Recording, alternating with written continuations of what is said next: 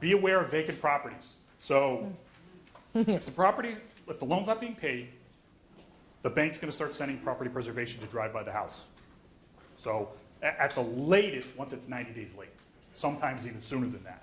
And the property preservation is looking, hey, these people aren't paying their mortgage. Did they abandon the property? We don't know. We haven't heard from them. They're not paying, not paying for the mortgage. So they send this company and they pay them like $5 to do a drive-by of the house, snap a photo, and let them know whether it looks like they're living there or not.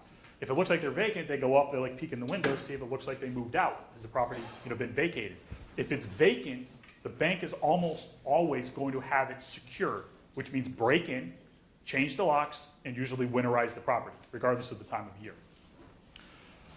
The concern here is, now it's winterized, it's going to have to be unwinterized for inspections and appraisal and whatnot.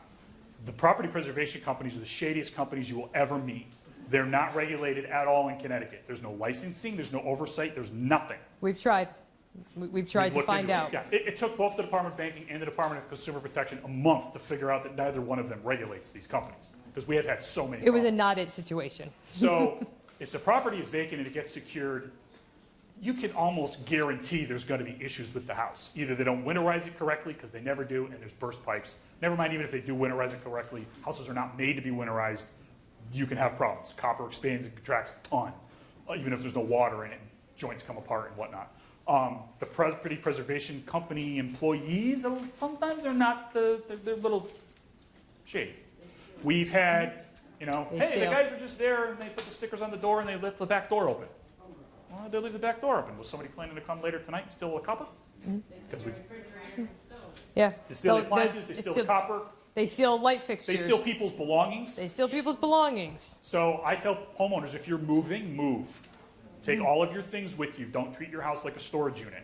You're not paying your mortgage. Your house is going to get secured at some point, and you may see your valuables disappear, never to be seen from again. When you call the police, they're going to tell you it's a civil matter with your bank. So get your stuff out of the house. They suck in the winter when they're winterized. You go to do inspections and the freaking place is a sprinkler system. Yeah. One of the things that we are telling homeowners, so if a homeowner can actually continue to pay their utilities and they want to pay their utilities, that is always the best situation. But if they have vacated the property, it is possible that they are not living there, but they are still maintaining the property. If that is the case, we suggest that they go out and buy the brightest paper possible and write all over it, property is being maintained, please contact, and have their phone number, and put that on every single door. That can hopefully cause the preservation company to stop, instead of securing the property, just breaking in, actually call the phone number. Because even though a property preservation company is supposed to contact the real estate agent, because you guys usually have a sign in the front yard, they don't. They'll take your lockbox. It's inside on the floor somewhere. Yes, correct. Correct. If it's vacant, don't use an e-lock box. That was the next thing that we were going to say. If it disappears, it's freaking expensive. And they're very expensive, and they will take them. And they have we've tried to get them back. It's just not possible. So we do try to, find out from a homeowner, are you planning on moving soon? And give them the best advice. So if your homeowner says to you, yeah, we're going to be moving in 2 weeks, that's definitely something to either say, well, why don't you call Sean and, and call the office and find out what can be done. Oh, sorry, or call me. To find out what can be done to help hopefully not get the property secured. And we can let them know things like get all your stuff out, Get all the stuff out. Check on the property every 3 days. Usually a preservation company will come, they'll put their own bright sticker on the door, and they'll say, if we don't, if we're not contacted in 3 days, we're coming back. And then they will come back, and that's when they will break the locks, they'll break into the property and do whatever as far as they feel like breaking doing. in, they're doing that so they can put their own lock on that they have a key for, so that when they come back the next time they check on it, they can go in. They're not locking the homeowner out.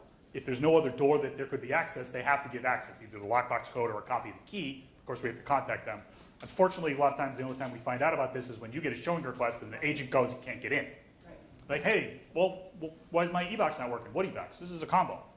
Well, I didn't put a combo on there. And they were not always securing both entry doors, but now they are. Oh, you're seeing that more? Oh, Yeah, that's the the first thing. guidelines is that they're supposed to do a secondary. Oh, they secured both. They locked us out. Yeah, the guidelines that they get from the banks is that they're supposed to secure a secondary door. Yeah. So like if you can tell that the side door is the one that's normally used, do the front door. Yep. These companies get paid peanuts to do this. And that is the other thing to point out. These companies get paid every time they go out to the property. So it is in their best interest to go out to the property multiple times. So if we've actually, I've seen some of these reports and the stuff that they say needs to be fixed and the prices that they're charging the banks is just appalling.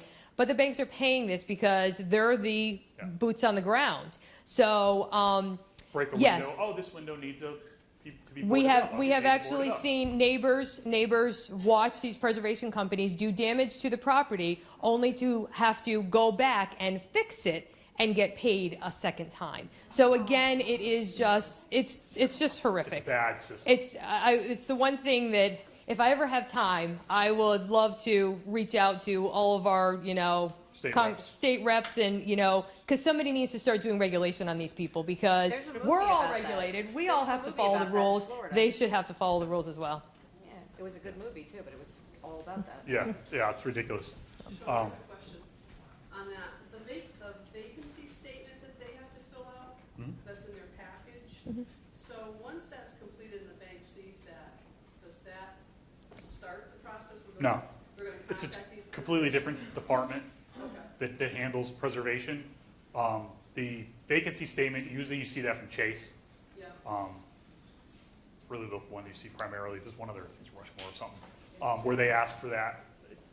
If it's an FHA loan, which is where that comes from, because it's part of the guidelines, it has to be owner occupied, that's why they're asking for that. But that's really just specifically for short sale guidelines. It doesn't have anything to do with preservation, which is handled by a completely different department, and they don't talk to each other. Right. We've had properties secured after closing, because there was already an order placed before it closed.